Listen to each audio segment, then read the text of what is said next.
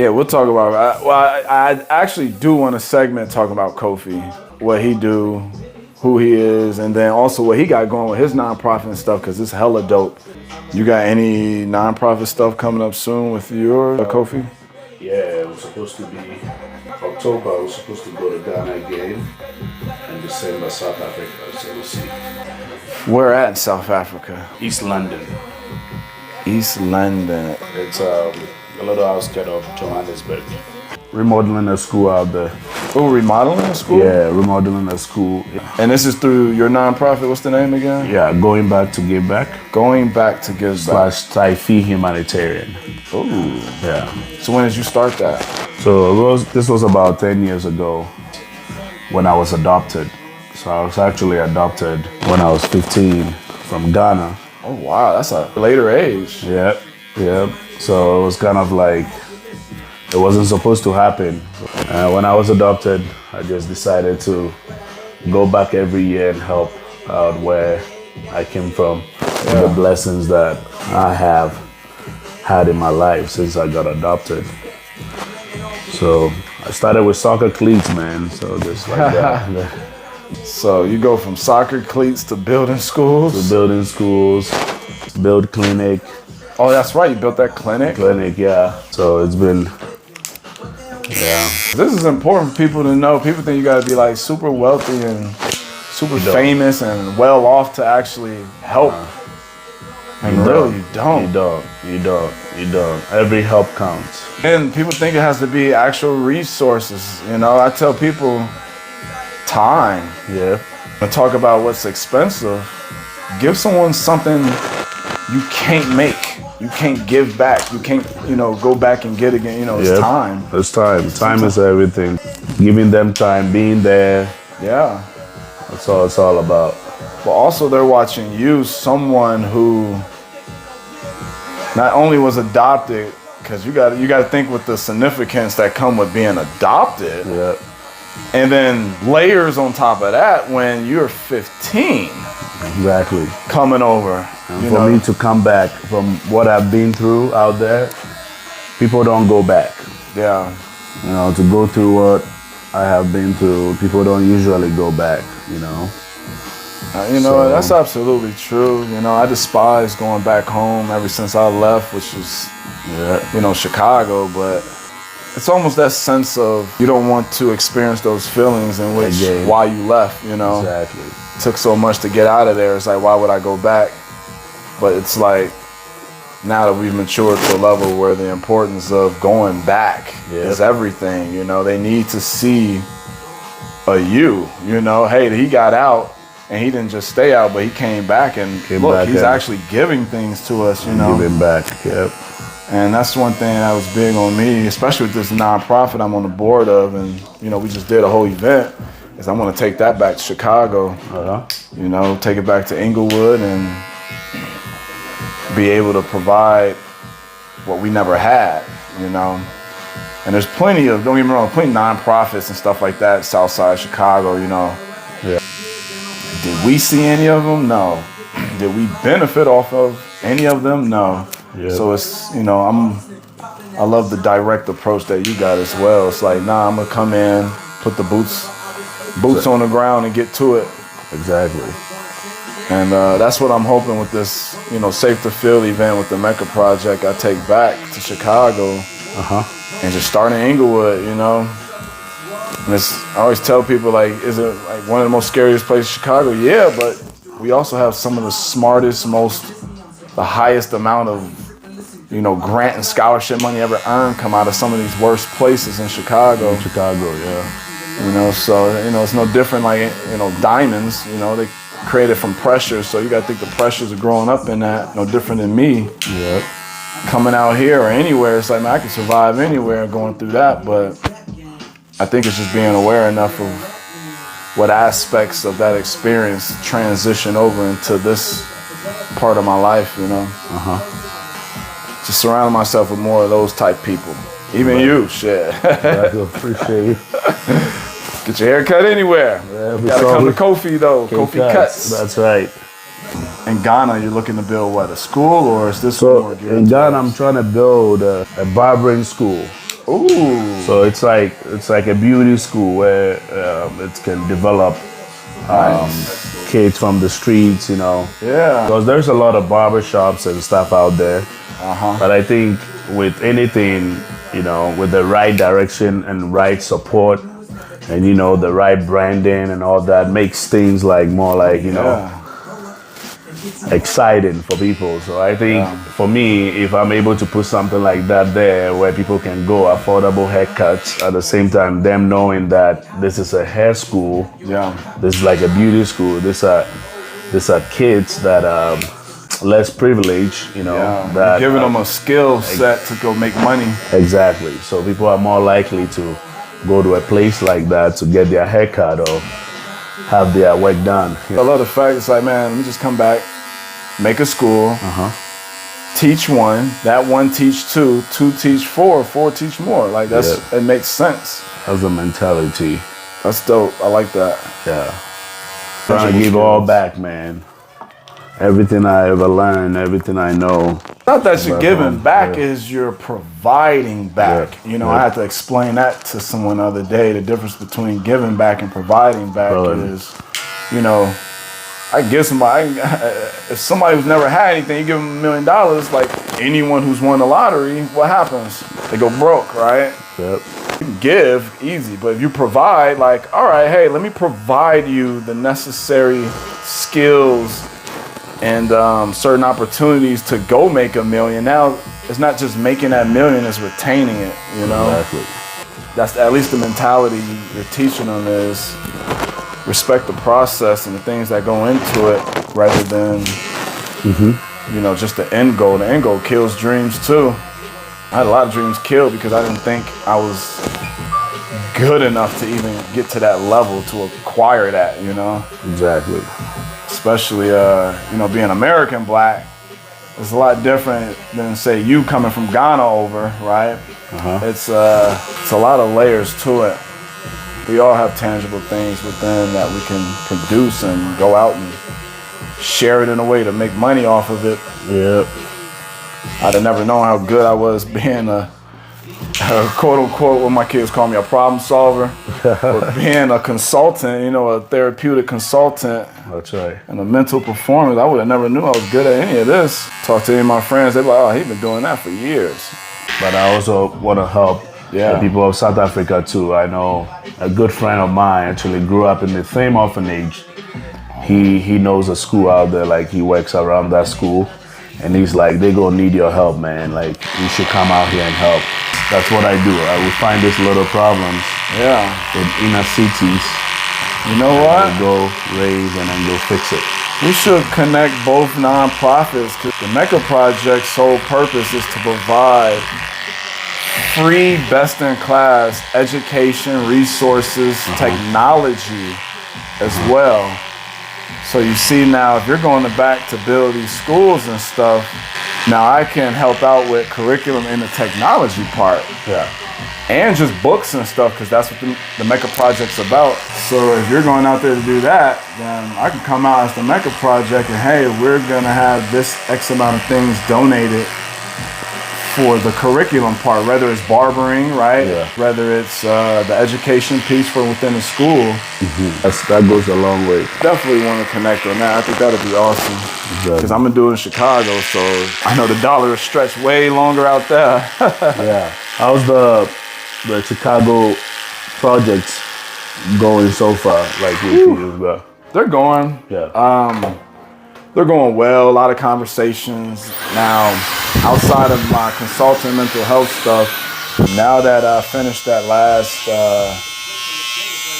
event here at UVU, that's Safe to Feel. That's why I said now it's gearing up to see how I can piggyback off of this and continue it, which I was grateful because the Utah Creative Chambers kind of opened their doors. So I think I'm gonna start hosting monthly workshops there.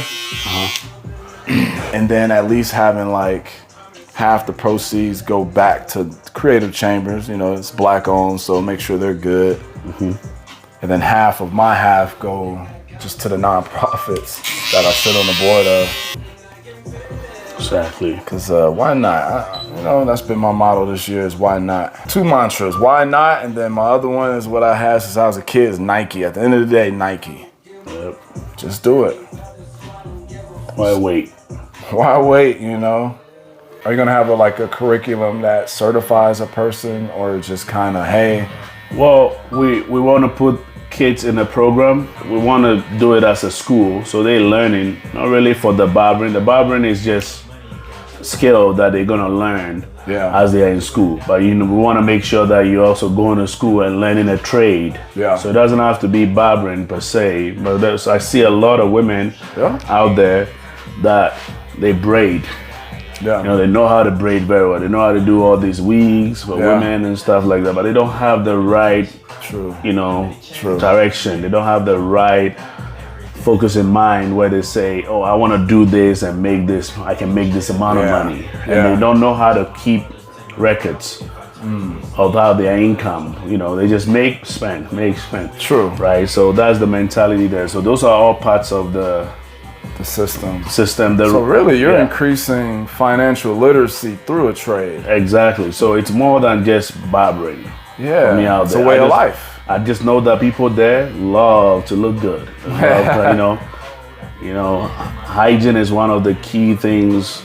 Oh, that's awesome. Ghanaians are very, very good at. Wow. Yeah. So they love that. We just want to give them that opportunity, so they would just have that. Maximize off of it. Exactly. Yeah. That's the difference between players and coaches is, hey, some people you just need to tell them what to do. They go out there and do it well. Seriously. And growing up in Ghana,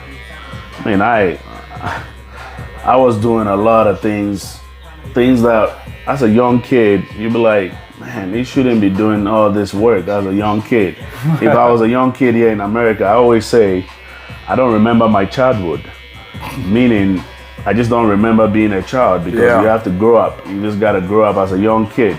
Yeah. And so with all these experiences that I've had and with the knowledge that I gained here in America, the 15 years being in America, that has shaped me and encourages me every year to go back and just help a little bit. No, I don't have millions, so I don't raise millions of dollars. Sometimes I go to Ghana with $5,000, $10,000. Yeah. And I do so many things out there. And some of the things that I do are not even on the videos. It's true. You can show. It ain't for the gram. That's right. But some of the things that I do is on the street, giving someone something little just to. Right. There's no cameras there. There's nothing there. You just you and that person, and that it goes a long way. Dope. So that's what motivates me. Yeah. Man, I know where I was 20 years ago. I was sleeping on the table in the market, on the streets in Africa, man. And then I've been blessed. So why can't I not bless someone else? Well, you know what? You got gratitude. Exactly. And if you weren't self-aware, and I explain this a lot to people. Yeah. Super spoiled, wealthy children are no different than super spoiled, poor children. Yeah. Same mentality. It's both built on their parents' insecurities. If I never had anything, I'm gonna give my kid everything. Yeah. If I never, if I only had everything, right? Yeah. And I give my kid everything, the same, insecurities, or you know what, they're gonna have to work for everything. Like how my man Shaq always say, I'm rich, y'all not rich. I love that because it's funny because he's right. He's like, I'm rich. Get your own. But he's trying to build a mentality of not to rely on me. Gratitude is everything. Everything. And people with money, people without money, gratitude. We all want better. We all want the most, but what we need is sometimes different than that, And I think that you realize your wants versus your needs. Yeah. Is that a doorbell? That's Yahosh. Oh, yeah. Yeah, Mr. Bonner. Yeah. He's coming to get right. Mr. Bonner. He's going to be like, what are you up to, Kofi? He's the guy, man. Well connected, crazy connected. That boy is more connected than a wire. Why? He's very connected. Coming real quick. That's dope. DoK! Hey, this man. Brother! This guy right here. Man! The event looked awesome. I'm so sorry I didn't make it, man. What's up? What's up? How you doing? Man. Good to see you. Good. This is my guy CJ, man. CJ, nice to meet you. Yeah, he's videography, photos, all that good stuff. Great, So, great. You're already in it. I hope it's cool. Hey, oh cool, yeah. Sure. hey, he big time. He's famous. No, man. He's famous, CJ. We're about to start building out as these mini little segments and things where I talk about or promote certain things at certain places. Oh, great. But he's also helping me with my app that I got, just little short clips and videos that I got throughout of it. Mr. Bonner, I heard you trying to hit up Africa as well. I see we in tradition form today. Yeah, he African man. Did anybody from AHS show up? American Heritage School? Oh, I'm not sure. We had a lot of people. We had 400 sign up, and then maybe another 120, 150 showed up at the door type of thing.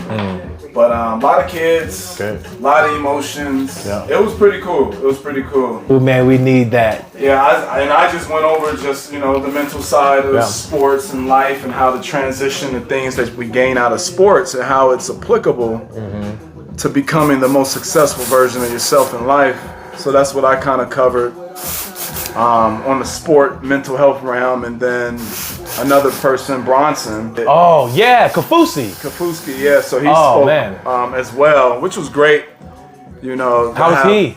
He was good. He was good, Really engaged with the audience. I love his approach to everything and, the mental training stuff. He's good. Me and him talked a little bit. And we're kind of in the same realm, and we're gonna piggyback off each other on some stuff as well. I love that. Synergy. I mean, what all are you into? What do you do? Well, I love what you're doing. For me, when I coached, it was hard for me. I didn't feel like I had the tools that could help some of my student athletes, because I could see, you can tell so much about a person when you see them in their athletic realms. True. Especially when it comes to basketball. Insecurities come out. Oh yeah. Anxiousness, the cockiness, the Tempers. Yes. Sports will highlight to me a person's level of emotional intelligence. Oh yeah. How you gonna deal with failure, pressure? See what I mean? All that stuff, it triggers certain things within a person. So yeah. If you're just more emotionally intelligent, you're going to dominate most of the time in sport. Yeah. Even if you aren't the best, right? And we've seen that in the league where some of the best still make it to the league. And they're like, why? Well, look at them. They're handling stress emotionally better than the other person who may be a 10-star athlete. Yeah. So I love that you brought that up. So you love what I do because of that. So you've gotten the coaching, I'm guessing. A little bit, yeah. So right now I'm coaching coaches as the athletic director. I oversee the coaches. Where do you AD at? American Heritage School. Being in junior college, a lot of times it's like, no, you're a Division I athlete. What is keep? Why are you in junior college? They didn't get things done, or there might be a temper, or they didn't have the support system they needed. But when I was coaching junior college at Western Nebraska, I had some guys that extremely talented, but just couldn't manage their emotions. And I didn't have the tools to help them. I just knew that, dang, when basketball's over, you're gonna be in jail. Or you're gonna be killed. Or you're not going to get a job because of your pride. And being a coach, there's so much influence there. And so to be able to give coaches tools, I want those tools to help them, to help translate. I mean, because with sports, character, it's character building, but it's also character revealing. That's a big thing with athletes is they don't know how to ask for help. And I'm starting to see that because seniors come in my office. I want confidence, I want this, I want that, but at the end of the day, it's really, oh crap, I'm a senior. I'm not going pro. What's next? That transition? That's the foundation. Most of them don't even know. And one thing that you can look into that'll help your coaches with that transition, one aspect out of transitioning athletes that I was able to pull out of research from me doing it back in grad school was career decision-making self-efficacy. That is the one aspect that gets an athlete from being an athlete to being just as good as something else, right? So self-efficacy is the confidence in your ability to do something new. Career decision-making is your ability to make a career decision and then commit to that decision. People can't commit to it without the confidence of committing to that. That's the self-efficacy part. So if you look at career decision-making self-efficacy, it highlights majority, I would say, within athletics, basketball, football players, and probably some track athletes, which on a Division I level, who do they look like mostly? In football, right? That's black people. Yeah. So why aren't we transitioning well as well? That's the aspect. We don't have confidence in our identities outside of an athlete because it's just been getting catered to all of our life. Yeah. So, you know, I used to see my and that whole network, family. after you get, they're gone. They're gone. And if you didn't nurture that relationship with the coach, he's got what he's needed from you, and he hasn't invested in you. I mean, there's so many great coaches. I've had great coaches, and I still have a great relationship with them. I still talk to them, but there's a lot of players that I've had that they don't talk to me anymore. I don't get calls. And I would love to help them because I feel like I'd like to see myself as being that kind of coach, that I'm not a coach just for your season or just for the time that you're here, but I want to be a part of your life forever, you know, and those are the coaches that I've had. Yeah. You know, but coming up as an athlete, you want that confidence, you pretend like you do it all by yourself. I got this, me. And then when it's not you anymore and you need help, you don't know how to ask for it. Yeah. And you didn't nurture. How conditioned an athlete is, especially a black athlete, right? Yeah. We're so conditioned because, all right, you know what? You can turn that paper in later. Oh, don't worry about the test. That's part of conditioning. Another conditioning is, well, all your time is strictly sports. You go to practice, you go to games, you're watching basketball, you're at basketball games or football, or, you know, so how would you see any other career option besides that, right? Yeah. The more time you put in one certain thing, you become an expert in. So if I'm putting all my time in this one thing, I'm an expert, which means that's done. Now, what am I an expert in besides that? I'm lost. So that's the identity crisis our athletes are having. So that's why I put more emphasis on career counseling, mentoring, and all of that with our athletes, because if you got a sense of what later kind of looks like and you got options after the season, well, wouldn't that make actually the current situation you're in now fun? Because you don't have the pressure of needing to perform a certain way because you need to go pro, because that's all you know. But if I got... This is what you told everybody that you was going to do. Right, yeah. Oh my God. Now that's another layer. Yeah. That's another layer. Talk about pressure. I mean, there's the pressure of being in the game, but there's the pressure of this is career, it's not just you. Pressure, right? I didn't put all this work. I didn't pay all these basketball camps, I did all this shit, and then you're just done after college. You're not going pro, right? We got that. We kind of got that sense of, you know, I don't even know what it's called. Like, I'm entitled to the debt of my parents for helping me out my entire life, not knowing that them doing that may have been their reason to keep me off the street, to keep me anything. But we also brought up where all of our heroes are what? They're athletes. Yeah. They're entertainers. So if I go away from that now, I'm a failure, quote unquote. So yeah, dealing with that was huge. I went to grad school, felt like a failure. That's crazy. Wow. Because I opted out going to Germany and went to grad school. So it was almost shame and guilt that came with that. Wow. Because it's like, you gotta think, you tell somebody your dreams, they do what? Yeah. They give you your insecurities. They give you their insecurities. Oh yeah, absolutely. Your dream. Yeah. And it's like, oh yeah, I'm gonna just go grad school. And they're like, you barely got out of college. Like, school's never been your thing. Like, how you gonna pay for it? Dang, I love you, but I can't take you with me right now. And I'm gonna see you in a couple years. I'm like, you're assuming that. I get why. Because we both don't know. So shouldn't I go find out? Shouldn't I at least try? Yeah. And at least through me trying, we'll find out what I do need, what I'm unable to do, and what I'm incapable of doing. But if I know one thing that, well, I'm not gonna let me fail, that's the only thing I can guarantee. Well, then shit, can't I actually do anything? Replicating that shit in people is hard. But I think through example is always important, and that's when me and Kofi was talking about why he goes back to Africa. It's like, well, they're seeing a product. You're a product of where the boys and girls come from, but you're the actual crab that got out. And you may not be able to push the bucket over so everyone else get out, but at least you threw a rope in there. Wow, yeah. Right? And that's why I said, man, there's one thing, there's giving back and there's giving through providing. It's in the Bible.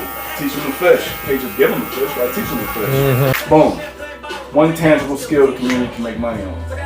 So yeah, when I see individuals like you, Kofi, you know, other entities in the community, especially us black men, it's like, I'm always looking, hey, what do you do? All right, how can I help service you? In other words, from another point, I'm like, hey, how can I bring value to you in your role to make you more? See what I mean? When I figured that out, as a way of life and business, everything started happening. Yeah.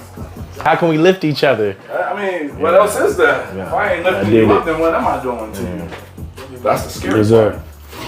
You're next. Yes. I can't think of anywhere else I'd rather be on February 1st. Hey. Oh, this Black History Month. That's right. Oh, you know